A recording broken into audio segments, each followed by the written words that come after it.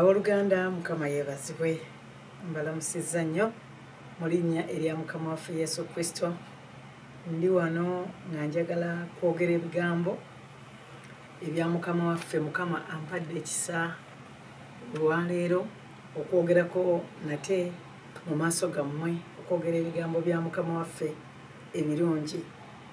Era nga tetunnabagenda mu maaso, njagala obbeeyanjulira. Amanya gange mpitibwa Meyi Kawaala. Era mbeebaza nnyo mwenna, mwebale nnyo okubeera nga mufolowinga, era mwebale nnyo okubeera nga muwuliriza. Ekigambo kino kigenze wala okukoma ku mitima gyaffe, koma ku mitima gwange, koma ku mitima gy'abantu, abantu abalokose kulirako. N'olwekyo tewali abonziyako, naye nze kambuwaayo. Omufalisaayo aleme kulowooza nti yakusinzizza amaanyi, naye gwe wennyini naawe okkiriza ne weetoowaza. Yesu yakkiriza ne yeetoowaza, n'alyoka atuwangulira. Kyava atugamba nti ye yekka yabuwaayo, yayina mission, yayina ekigendererwa ekyokulokola gwe nange. Kyeyava awaayo omubiri gwe gwo ne gufumitibwa. Kyova olaba nti bwe tunoonya Katonda ne tumunoonya n'omutima gwaffe gwonna, n'obulamu bwaffe bwonna, omwoyo gwaffe gusigala mulamu. Kubanga emmeeme eyonoona yeerifa, naye omwoyo gwo bwe gusigala nga mulamu, nga muteefu, omubiri ne bwe guliba gufudde, omwoyo gwo bwe gudde eri ani? Oyo yagutonda. Bino bye bigambo bye tulina okumanya. Kati bano abasajja bajjanga ne bafumita Yesu, ne bamukuba, naye nga bafumita mubiri, naye ng'omwoyo gwa Yesu gwe gwalimu. Era ogwo omwoyo omulamu, mwoyo wa Mukama n'omwoyo wa Yesu, Bayibuli egamba nti gwamuzuukiza okumujja mu bafu. Omwoyo wa Mukama yatuzuukiza, yatubeera, yatuluŋŋamya, yatuwa okugasa, yatufuula bye tulina okubeera. Mwoyo wa Mukama tuluŋŋamye Taata, mwoyo wa Mukama beera mu ffe, okubeerawo okwo kubeere naffe, tubeere nga tubeera bawanguzi, nga tukola nga Yesu bw'ayagala. Era n'agamba nti nina obuyinza obw'okubuwaayo, era nina obuyinza obw'okubutwala nate. Ekiragiro ekyo nakiweebwa Kitange. Abooluganda mu linnya erya Yesu, Taata tukusaba mu linnya lya Yesu otuwe ekisa naffe okumanya obuyinza obwatuweebwa. Mukama wange, obuyinza bw'otuwadde mu bulokole. Mukama wange, obuyinza bw'otuwadde mu buweereza. Ffe tulina obuvunaanyizibwa okumanya Katonda kyatuyitidde okuweereza. Tuleme kulemesebwa nti gundi yannemesa, gundi yannemesa. Byonna bibeerawo, naye omuntu tasobola kukulemesa nga Katonda akuyise. Gwe kasita otambulira n'omala otambulira mu makubo ga Katonda, omuntu kyekyokulemesa. Yesu ng'ali mu ggwe, Yesu ng'ali naawe, nga gw'osazeewo Mariyamu yasalawo n'abeera ku bigere bya Yesu. Maliza yate yadde eri Yesu, yamuloopera eri Yesu. Yesu n'amuddamu ekituufu nti ekintu kiri kimu ekyo. Kiri kimu. Maliza, olina emitawaana mingi. Oyinza okuba oli mu nsi owooluganda nga tusaba wano, nga naye emitawaana emingi gye weetaddeko gye gikuleetedde obulamu okufaanana oti owange owooluganda, owange eggwa mpuliriza. Oyinza okuba olina emitawaana mingi gy'olina okweyambululako. Bintu bingi by'okola, okwasaganya kino. Weetaaga obudde obw'okukola ki? Obw'okubeera ku bigere bya Yesu, n'ogendako mu kkanisa, n'osaba, n'okkiriza Katonda, n'onoonya Mukama. Abooluganda tukola nnyo ne tulowooza nti bwe naakola kino, nze nnyimba mu kwaya, ovaayo mu kwaya ate n'odda mu bibyo, n'odda mu birala. Naye Mukama atwagaza okutambulira mu bikolwa eby'obutuukirivu. Ffe tulowooza nti okukola ennyo, bye tukoze nnyo, tuzimbye amayumba, yes, tuzimbye amakanisa, yes, naye waliwo ekyenjawulo nga Mariyamu kye yakola ekyamuleetera okutambulira mu butuukirivu. Ne tulaba Maliza nga Yesu agamba nti naye gwe olina emitawaana mingi, yeetaddeko alina emirimu mingi. Pozi yali amanyi nti Yesu agenda kugamba nti oyo Mariyamu oyo, yali amanyi nti nno agenda kutandika kusaliraani Mariyamu musango. Naye abooluganda ng'oluusi bwe tulowooza, tulaba abantu ba Katonda ne twagala tubaloope nti ate tubaloopa eri Mukama, naye Mukama akuddamu n'akugamba nti oyo nno ye mwana wange gwe nsanyukira ennyo mute. Kyova olaba nga tetunnaba kuyimukira ku bantu balala. Tulina okumanya, Bayibuli kyeva egamba nti tokomangako oyo gwe nafukako ki amafuta. Abantu ba Katonda tubate. Dawudi kye yava tayagala kukoma ku Sawulo mukoma lakabi. Abooluganda tubeere n'obuvunaanyizibwa obw'ekyo ekyatulokosa. Tubeere n'obuvunaanyizibwa obw'ekyo ekyatulokosa tutegeere Yesu. Ekintu kiri kimu gwe okusalawo eky'obulungi ekitali kuggibwako. Ne bw'oliba ng'ovudde mu nsi ekitali kuggibwako. Kyova olaba buli muntu abeera ne ligase ateekwa okuba ng'alina ekintu kye yasalawo eky'obulungi kubanga ligase Yesu alina ligase etaggwaawo.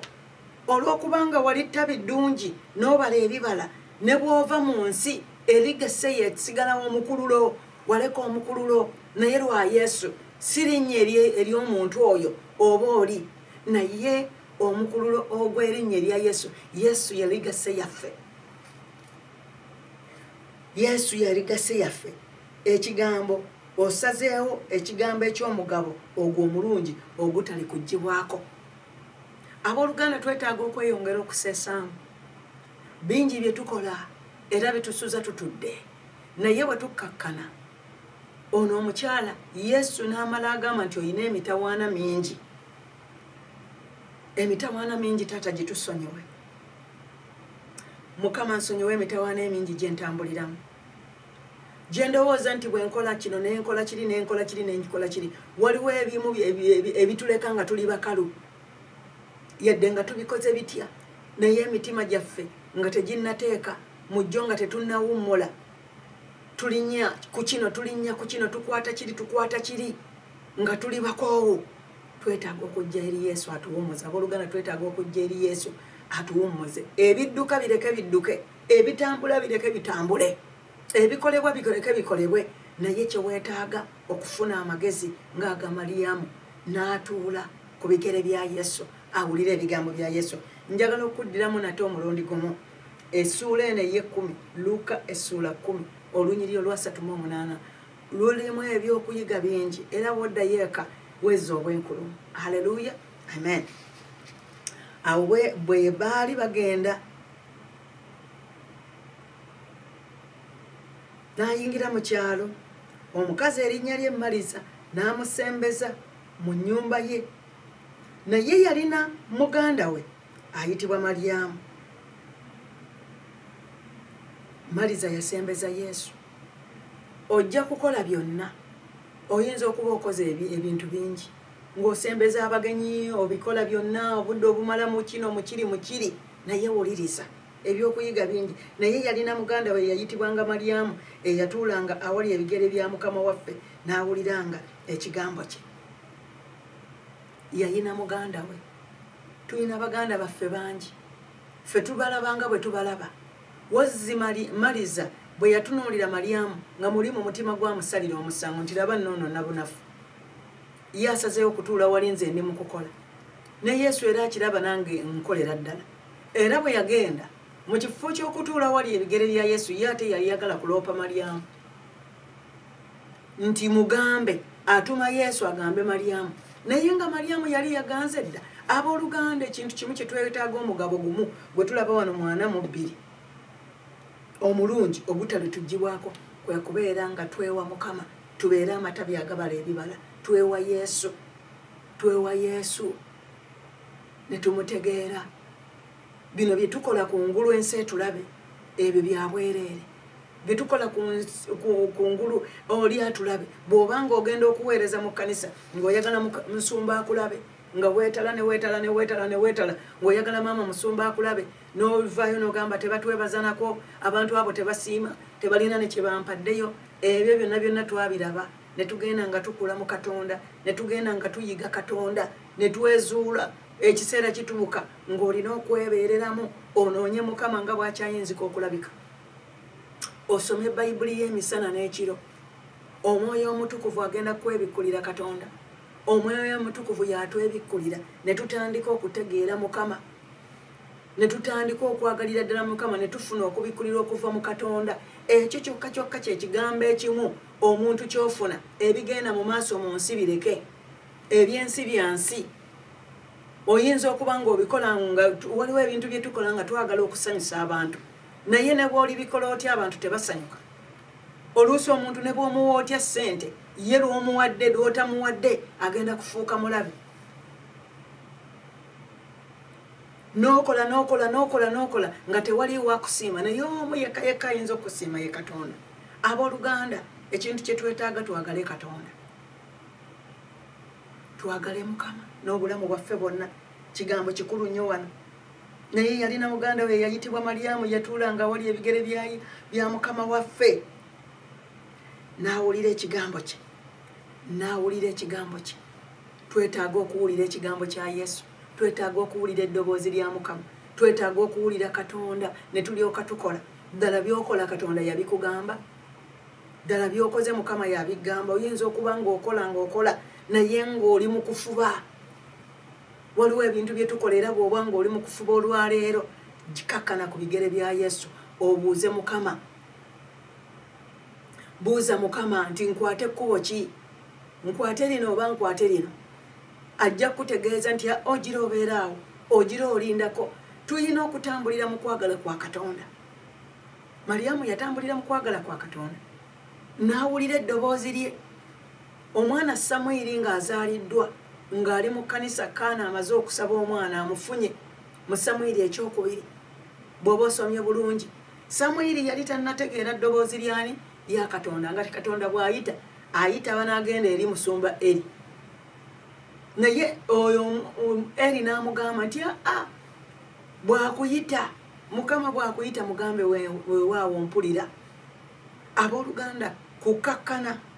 Samwiri yalina okukakkana asobole okuwulira eddoboozi lya Katonda. Abooluganda, tulina okufuna obudde bwa Mukama lwe tugenda okuwangula. Bwe tufuna obudde bwa Mukama ne tunoonya Katonda, ng'osoma ekigambo kino emisana n'ekiro, ate ng'ofuna obudde n'osiriikirira, n'okirowoolezaamu, n'otandika okubikkulirwa ebiwandiikiddwamu, olwo neera osobola okutambula ng'ekigambo kino bwe kitugamba. Bayibuli egamba nti olwo ebiri muno bibyoke bikukolebwe nga bwe kigamba, olyoke obeere n'omukisa mu nsi, nga Yoswa bw'atugamba mu 8 Yoswa. Nti sinze agamba nti n'ekigambo kino eky'amateeka tekiivenga mu kamwa kammwe, naye munaakisomanga emisana n'ekiro, bwe muti mulyoke mukirowoolezengamu, ate tulyoke tukulaakulane ng'era kyo bwe kigamba. Era mu Yoswa 9 wagambira nti sinze nkulagidde, ddamu amaanyi oguma omwoyo gwo, kubanga nze Mukama nze nkulagidde, n'abeeranga naawe yonna gy'onoogendanga, sirikulekanga mulekwa, naye bwe mba nkulagidde. Kakati Yesu ekyo kye yabikkulirwa, kubanga kitaawe yabimubikkulira. Oluganda terutera kuba lwangu. Yabibikkula, n'abibikkulira omwana we, n'abimubikkulira, n'abikisa bali. Kakati bw'omanya nti Katonda yakulokola n'akulonda ggwe nga ggwe wampuliriza, n'akulokola, lwaki totwala okwagala okwo kwe yakuyiira n'okumuddiza ne mubeera nga muli kimu mu mukwano ogwo? Ekyo kye twetaaga era kye tusabira Mukama omulungi ow'ekisa. Nsaba okwagala ko Taata, nsaba obulungi bwo obw'omukwano gwo Mukama, obunjiire Mukama nange mbukuyiire. Yesu omulungi, beera mu nze, tuula mu nze, beera mu nze, tambula nange, beera nange, mirimu gyange njikuteresa Taata wange. Mukama ekkubo lyange, engendo zange nziyiringisa ku ggwe Mukama. Kituukirize Taata, kituukirize Mukama, neme okutambulira ku magezi ag'ebirowoozo byange. Mukama mmale kuwulira ddoboozi ly'okukola omulimu gwo. Taata nkusaba onnyambe, neme kutambula nga byenkola njagala ensi y'ebendaba, nga njagala mbeere nga mpakanya n'ono. Mukama Katonda wange, ekyo kyokka ky'oŋŋambye okukola kiwummuze omutima gwange. Nsaba Mukama onnyambe ntambule nga ndi muteefu mu nseene ey'abalamu. Mukama tambule nga ndi mukkakkamu. Mukama abajooga ne bajooga, Taata mbakukwasa, kwasa bonna ababadde bakunyooma, ababadde bakunyooga, ababadde bakujooga, ababadde bakujerega, ababadde bakuduulira, bonna basindikire Katonda. Ababadde bakuloga, byonna bikwase Mukama. Tosobola kuwakana n'abalabe.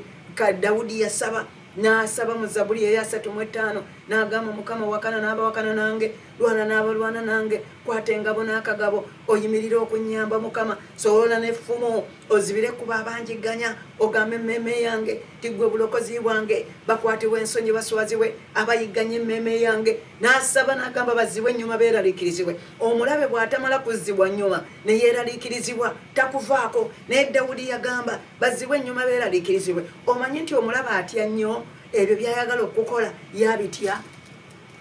Omanyi nti abatta batya okufa. Omanyi nti abaloga batya okulogebwa. Omanyi nti abajooga batya okujogebwa.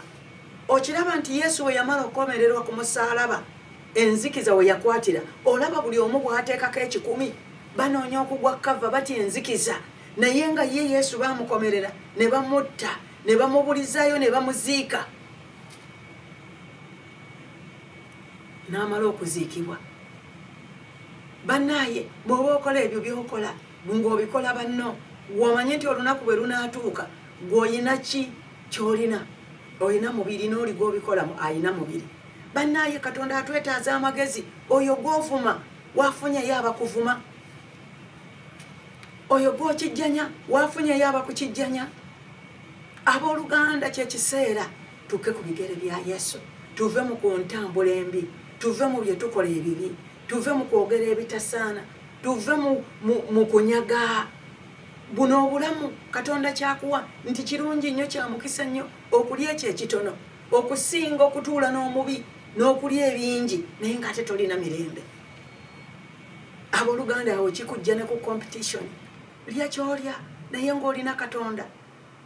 Kyava atuwa emirembe nga twebaka, n'atuwa emirembe ne twebakira mu ye ne tuzuukuka nga balamu nga tuli mu ye. Mukama Taata nkusaba mu nnyina Yesu otuwonye bano abalabe, batuwonye, gamba Mukama mponye abalabe, mponye abo ababadde bateesa okunkola obubi, ababadde baloga, abadde bali mu bitooke byange, ababadde baleeta amalogo, ababadde bakola bino. Mu linnya lya Yesu Taata ntuma ekigambo kyo, omuliro omuliro omuliro omuliro, ennyonda eyasayasa enjazi kyokya kisala kifumita Mukama, kyekiba kyokya Mukama enkwe z'omulabe zonna zonna z'abadde ategeka ku baana bo bye babadde babalaamirizaako, bye babadde babaloga. Mu linnya la Yesu tubigoba, tubifubutula mu linnya la Yesu. Wekwata ku mulwadde oyo amulwadde, omwana we omulwadde, wabadde alwadde olubuto, wabadde alina ebirowoozo, mu linnya la Yesu gamba nti okuva olunaku n'olwaleero genda kutuula ku bigere bya Yesu. Obadde okola nnyo, ng'okola emirimu ng'olowooza nti ogenda kufuna abakusiima, kola naye nga weetaaga obudde bwa Yesu. First priority ya Katonda.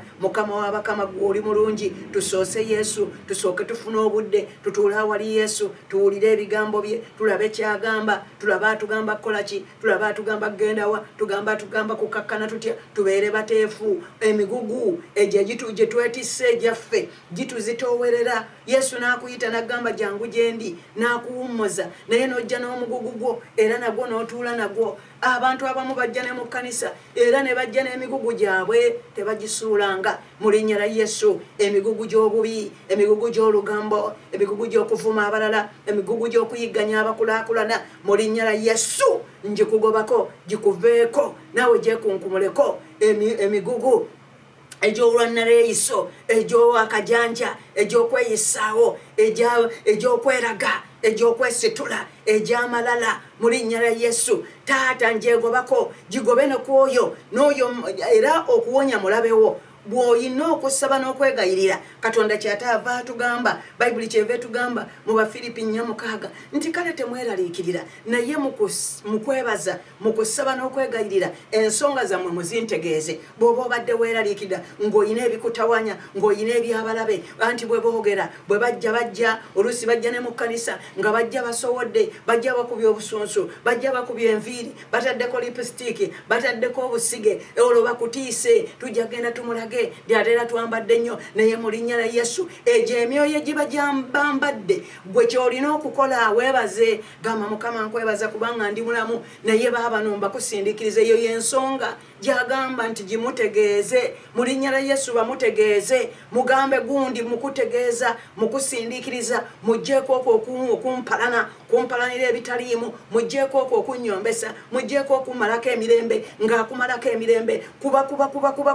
goba mu nsi ey'omwoyo ng'osaba basabire kubanga okwo kusaba osabira omulabewo oba osize ensigo nnungi mu kifo ky'okudda wali n'ogenda ebweru ne weereega n'oyomba n'omulabewo n'ovuma omulabewo kisingako okusaba n'okusiiba n'omusabira nga bw'omukutulamu egyo emyoyo emibi mu linnya lya Yesu mukutulemu buli nsigo embi ezo ezannakapanka ez'obwannalweyiso ezakalangala empisa embi zonna zigobe zimugobeemu mu linnya lya Yesu anaagenda okuzuukuka bw'ati nga zimuvuddemu ez'okuleekanira ez'okonkona oluggi lwo ez'okunyoomanyoma ez'okuyita mu maaso go ng'ayeekyankalanya ng'akusoomooza goba buli mpisa yonna gy'obadde olaba ku muntu oyo mu linnya lya Yesu ne mu famire zo goba emyoyo gyonna emyoyo emibi egy'okwegeraageranya muntu bwakulaba ng'olinayo akalungi n'ayagala okukyawa emyoyo gy'obukyayi emyoyo gy'obusungu emyoyo gy'okwetugubaza emyoyo gy'entondo goba ne bw'obeera mu bufumbo mukyala wo gw'omumanyi mwami wo gw'omumanyi mugobeeko emyoyo egy'okuzira emmere egy'okudda ekiro goba mu linnya lya Yesu egy'okukukuba mugobeeko emyoyo naawe omwami sabira mukyala wo mugobeeko okuvuma mugobeeko okuleekaanira egyannakapanka goba mu linnya lya Yesu taata mu linnya lya Yesu tusabye era tugobye Bayibuli egamba nti twaweebwa obuyinza obwa Yesu kyetusiba ku nsi kisibibwa mu ggulu kyetusumulula ku nsi kisumulwa mu ggulu n'olwekyo mu linnya lya Yesu emyoyo emibi gye tusibye gisibire ddala ogisibe era ogobe gigende mu nsenyi enkalu mu linnya lya Yesu taata kyemansumulula amaanyi go n'ekisa kyo eri abooluganda eri abantu bonna nange